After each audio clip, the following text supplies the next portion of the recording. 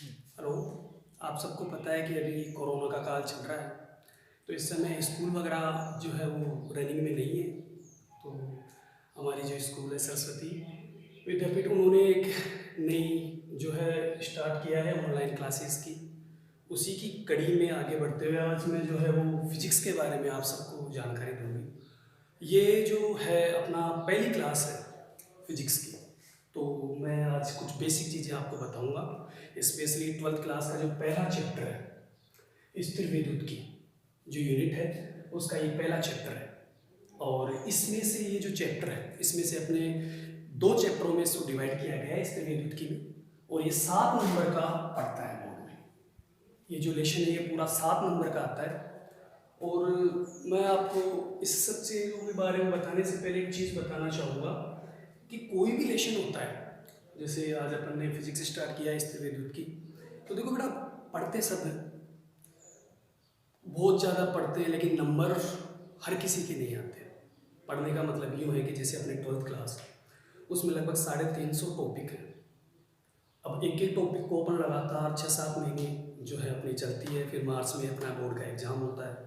तो सबसे ज़्यादा प्रॉब्लम ये आती है स्टूडेंट्स की कि वो टॉपिक्स पढ़ते रहते हैं और जब एग्ज़ाम में देते हैं तो वहाँ तो 3.25 घंटे में आपको पूरा साल का निचोड़ निकालना पड़ता है। भूल जाते हैं टॉपिक्स, कन्फ्यूजन हो जाता है दिमाग में।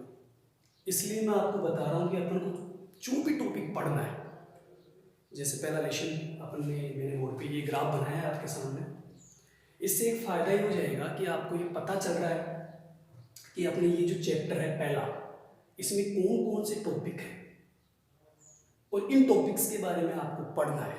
उसका एक बेनिफिट और है, मैं इन टॉपिक्स के बारे में आपको ये बताऊंगा कि पिछले कुछ ईयर्स में कौन से टॉपिक में क्वेश्चन पढ़ा है।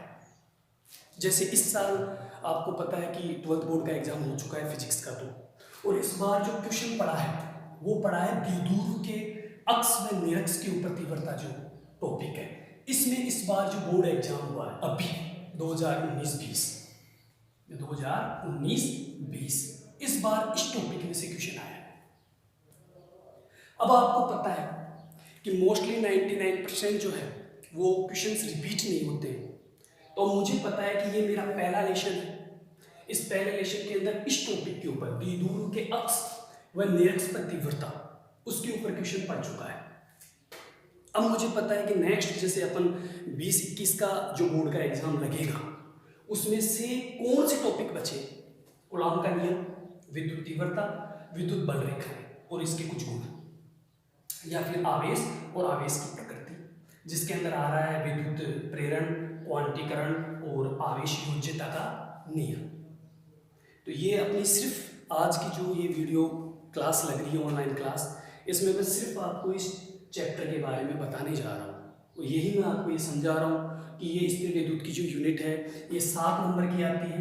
और अपन को पढ़ने का तरीका कैसा है, अपन को पहले हर चैप्टर का ऐसे ग्राफ बनाना है, हर चैप्टर का, और उस ग्राफ के अंदर अपन को देखना है कि पिछले कुछ ईयर्स से क्वेश्चन कौन से टॉपिक में से उठ के आए।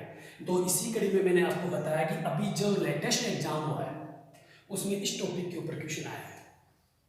अब मुझे आइडिया हो गया कि नेक्स्ट ईयर जो आप लोग जो बोर्ड के एग्जाम दोगे वो कौन से टॉपिक्स में से क्वेश्चन बन सकता है। और सबसे इजी तरीके से अपन को उनको पढ़ना है। कभी भी हमेशा फिजिक्स में बेसिक चीज़ को अपन को समझना है। परिभाषा ये जरूरी नहीं है कि आपने रेफरेंस बुक वगैरह या अदर बुक्स का सहारा लेकर के एक परिभाषा आपने रट ली, कि जैसे मैं आवेश की एग्जाम्पल दूँ।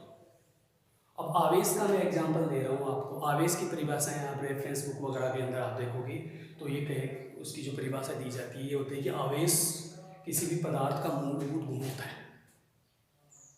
जब कोई वस्तु होती है या कोई पदार्थ होता है वो इलेक्ट्रॉन ग्रहण करता है तो उसके ऊपर ऋणात्मक चार्ज आ जाता है, और अगर वो इलेक्ट्रॉन देता है अर्थात त्यागता है तो उसके ऊपर धनात्मक चार्ज आ जाता है। पर ये बेसिक परिभाषा नहीं होती, इसको समझने का एक अलग स्टैंडर्ड अपन को बनाना पड़ेगा।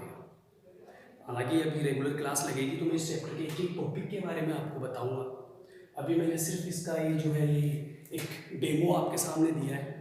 आई होप आपको ये समझ में आया होगा। अब आपको पता है कि इस चैप्टर में कितने टॉपिक हैं और सर कौन सा टॉपिक पढ़ा रहे हैं। जैसे मैं ये टॉपिक पढ़ा रहा हूँ तो आपको पता है कि इसके बाद में सर ये टॉपिक पढ़ाएंगे। आप जब मैं पढ़ाते हुए पूरा ये टॉपिक आएगा और जैसे आपका लेक्चर पूरा हो गया तो उसके बाद में आपको ये भी पता चल जाएगा कि पिछले सालों में कौन सा क्वेश्चन आया है और अब कौन से टॉपिक ज़्यादा इंपॉर्टेंट हो रहे हैं। तो ये मैं आज सिर्फ आपको डेमो के बारे में बता रहा हूँ। इसमें से मैं हल्का सा आपके पास में इस आवेश को डिफाइन करने की कोशिश करूँगा अभी कि आवेश की परिभाषा क्या होती है। बस नॉर्मल डिफाइन करना है, फिर आगे से जैसे अपने वीडियो आएंगे उनमें मैं आपको पूरा डिटेल बताई जाएगी। तो आवेश की जो परिभाषा अगर मैं लूँ तो आवेश की परिभाषा होती है यह पदार्थ का मूलभूत गुण होता है। पदार्थ का मूलभूत गुण वह किसके बिना आवेश के बिना।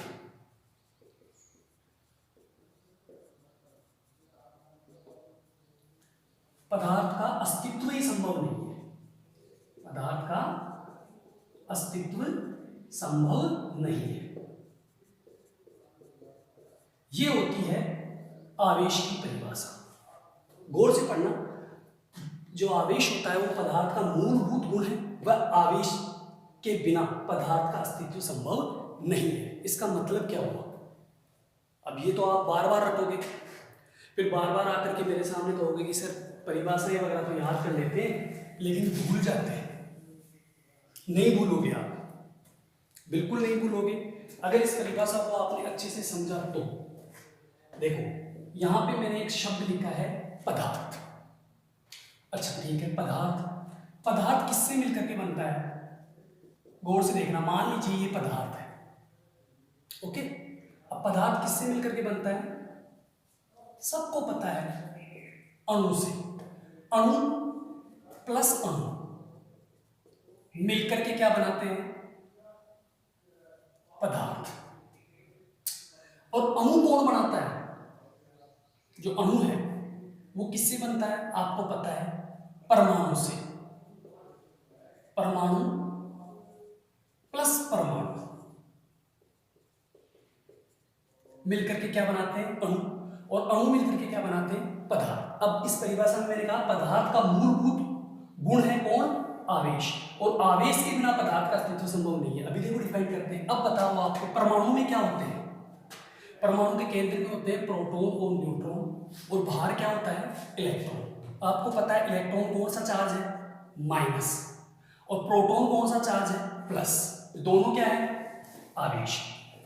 रिपीट करना, इसके बिना इसका कोई अस्तित्व संभव नहीं है। इसका मतलब अगर इलेक्ट्रॉन नहीं हो और प्रोटॉन भी नहीं हो, अर्थात माइनस चार्ज और प्लस चार्ज नहीं हो, तो परमाणु होगा? नहीं होगा। अगर परमाणु नहीं होगा तो अणु होगा? नहीं होगा। और अगर अणु नहीं हुआ तो पदार्थ होगा? पदार्थ भी नहीं होगा। अर्थात इस आवेश के बिना पदार्थ का कोई अस्तित्व ही नहीं रहेगा। इसीलिए मैंने ये परिभाषा बताई कि आवेश जो है वो पदार्थ का मूलभूत गुण है और इसके बिना इसका कोई अस्तित्व संभव नहीं है। सोचो, अगर प्रोटॉन और इलेक्ट्रॉन नहीं होगा तो परमाणु नहीं होगा, परमाणु नहीं होगा तो अणु भी नहीं होगा, अणु नहीं होगा तो पदार्थ भी नहीं होगा। इसीलिए इसकी परिभाषा अब आप कभी नहीं भूलोगे ये परिभाषा, क्योंकि आपके दिमाग में ये सेट हो गया है कि पदार्थ किससे मिलकर बना होता है? अणु से। और अणु किससे मिलकर बना होता है? परमाणु से। और परमाणु में होता है इलेक्ट्रॉन और प्रोटॉन, जो कि क्या है? आवेश है।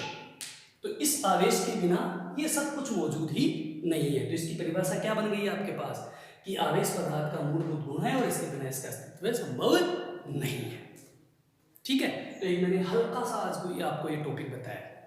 अब अपन नेक्स्ट जो मेरा वीडियो आएगा सिर्फ ये व्यू के लिए है। ये वीडियो आपको पसंद आया आई थिंक, कमेंट जरूर करना अगर आपको ये वीडियो पसंद आता है, ताकि फिर मैं आगे से इसको पर्टिकुलर एक एक टॉपिक आप इसको अपनी कॉपी के अंदर उतार लेना पूरा ये ग्राफ। और कल से जैसे मैं आवेश की परिभाषा आपको बताऊं उसको लिखते रहना।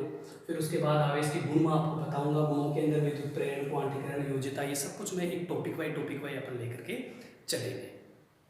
ठीक है, तो आई होप आपके नेक्स्ट क्लास के अंदर मैं आपको इसको शुरुआत से